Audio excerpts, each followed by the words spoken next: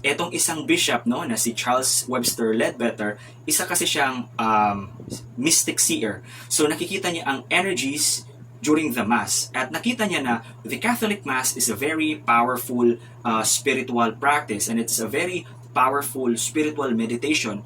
Pero may mga parts daw sa misa na napaka-negative. No? So kailangan daw kasi yung misa is joyful para magkaroon siya ng positive energies. So this is Bishop Joseph Lagumbay from the Catholic Universalist Church of Asia Pacific. Now, the Catholic Universalist Church of Asia Pacific is an independent jurisdiction of the One Holy Catholic and Apostolic Church. So, we are independent Catholics po ha. Hindi po tayo bahagi ng simbahang Romano-Katoliko. Kaklaruhin ko lang po yan. So, independent Catholics po, meaning po we are Catholics outside Rome. So, way back 18th century after the First Vatican Council, there were bishops who broke away from the leadership of the Church of Rome at nagsimula sila ng kanilang jurisdiction na tinatawag na Old Catholic Church. At doon nagsimula sa Old Catholic Church, doon nagmula ang Liberal Catholic Church na kinalaunan ay naging Liberal Catholic Movement. At yung Liberal Catholic Movement naman po, doon nanggaling ang Catholic Universalist Church. After the First Vatican Council, si Bishop Arnold Harris Matthew ay na-consecrate at naging bishop ng Old Catholic Church. And because of him, na-consecrate din si Bishop Willoughby na siya namang nag-consecrate kay Bishop James Ingal Wedgwood kung saan siya ang naging kauna-unahang obispo ng Liberal Catholic Church. Now, ba't ba nagsimula ang Liberal Catholic Church? Well, Bishop James Ingal Wedgwood, before becoming a priest and a bishop sa Old Catholic Church, he was part of the Theosophical Society. At sa Theosophical Society naman po, nandoon ang maraming mga aral about Eastern and Western mysticism. Kaya nga, napaka-open-minded nila when it comes to universalism, or the belief that everyone will be reunited with God in the fullness of time, and the idea of reincarnation and the evolution of the soul.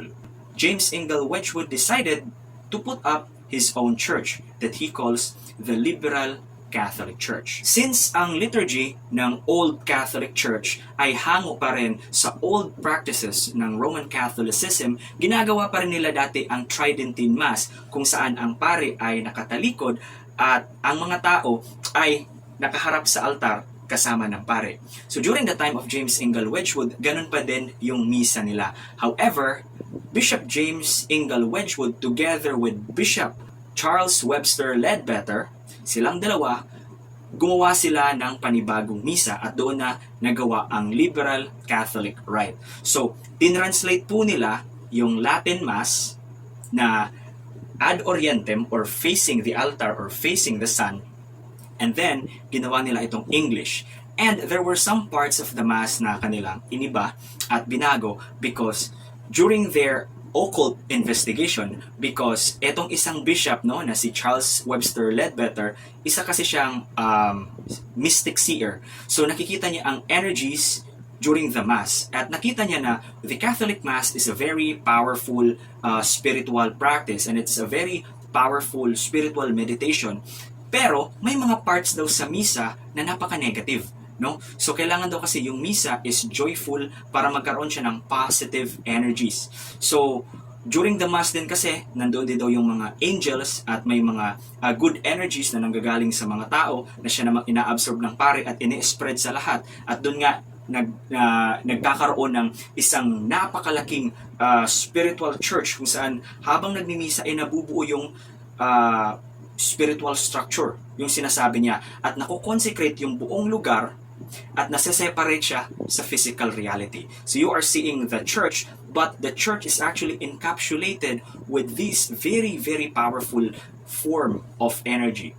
So, etong energy na nagbabind sa lahat, this is very important because this actually helps in the spiritual nourishment and the spiritual growth of the people. So, yung ginawa ni Bishop Charles Webster Leadbetter at ni Bishop James Ingal Wedgwood, tinanggal nila yung mga negative parts ng misa, yung confiteor, iniba nila ang wordings ng confiteor, and then yun namang Nicene Creed or Apostles' Creed, pinalitan nila yon ng act of faith. So, if you are interested in reading these materials, I can actually put up the links below. Sa ganun, mabasa ninyo itong bagong misa na ginawa nila. The liberal Catholic Church grew and it also evolved. Kasi nga, may mga bishops din within the liberal Catholic Church na gusto nila na yung mga membro lang ng simbahan nila, yun lang nagpa-practice ng mysticism. Yun lang members ng Theosophical Society or yung mga members ng co-masonry. Because during that time, Bishop Ledbetter and Bishop Wedgwood were also active members of the co-masonry. So ang co-masonry po ay isang fraternal order kung saan mix yung Masons. Merong mga lalaking Masons at meron ding mga babaeng Masons. So, yun yung naisipan ng ibang mga bishops na let's just make a church for them. But there were also other bishops who opposed kasi para sa kanila, the church is for everyone, so we should accept everyone who comes to us. Hindi necessary na naniniwala sila sa mysticism, no? Ang importante is may pananalig sila kay Kristo. So, to cut the long story short, may mga ibang bishops na nagtayo ng kanilang sariling jurisdiction, while yung ibang bishops naman, pinanatili nila yung kanilang movement na kung saan yun nga lang nagpa-practice ng mysticism yung tinatanggap nila sa kanilang simbahan. So, doon naman sa mas more liberal and progressive side na tinatanggap nila lahat sa liberal Catholic Church, doon po nagsimula ang liberal Catholic movement because these became small individual churches kung saan nagkikiter po sila ng iba't ibang mga tao in different walks of life. So, doon nga po nanggaling ang Catholic Universalist Church. So, nagsimula talaga ang Catholic Universalist Church when Bishop George Kuhn was consecrated as a bishop. So, syempre pare pa siya dati, di ba? But when he was a young boy, may experience siyang nagbabago ng kanyang buhay. He was just a small child, but he was able to listen to a homily of this Roman Catholic priest saying that all souls will actually go to heaven. All souls will be reunited with God in the fullness of time, regardless how sinful they are. There is a process of purification, there is hell, there is punishment, but its purpose is for purification and not annihilation. It's basically more of a corrective process. Yun yung sabi ng pare. And hindi niya alam what is that theology. Hindi niya alam kung anong tawag doon. But when he grew older, na-realize niya na ang tawag pala doon ay Universalism or apokatastasis. It is the belief that everyone will be reunited with God in the fullness of time. No? One of the main proponents of Universalism was Origen of Alexandria. Origen of Alexandria is a 2nd century theologian. He's one of actually the first church fathers. And Origen of Alexandria even mentioned that one lifetime is not enough for a soul to fully experience God's love. So he was really the proponent of universalism, that everyone will be reunited with God in the fullness of time. So yung nangyari kasi, after Origen died, like around 100 or 200 years after he died, yung mga books niya, yung mga writings niya, nawala, nasunog, and we're not sure kung talagang sinadyabang wasakin yun or whatnot, but only fragments of his writings survive. And ang Universalism has, two main parts. Meron tayong tinatawag na Christian Universalism, or the belief that, there is this purgatory that you will be purified and then you will go to heaven after, you get purified in this realm. While there's also liberal Universalists which believe that there is a process which we call the transmigration of the soul or reincarnation. So, regardless kung anong paniniwala mo, if you're into the Christian Universalist point of view na may purgatory, or if you are in a more liberal point of view that, hell is just an allegory and this is really what's happening, there's really reincarnation, then, it really doesn't matter to us as long as you believe that in the fullness of time, because God's love is infinite, we will be reunited with Him, regardless. The process, ang Diyos nang bahala. Ang Diyos nang nakakaalam kung ano yung proseso niya. But in the fullness of time, we will all go back to God. At yun nga, because of the teaching of Universalism, Bishop George Kuhn, as a young man, studied at Meadville Lombard Theological Seminary.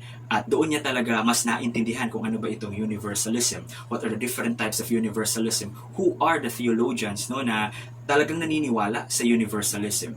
And after that, he actually went to the Philippines before his graduation kasi he was taking up his master's in divinity during that time. So nang pumunta siya sa Pilipinas, kasi merong isang Unitarian Universalist church dito, binisita niyang simbahan na yun at gumawa siya ng isang outreach program. Na-realize ni Bishop George na Catholicism is heavily embedded in our country.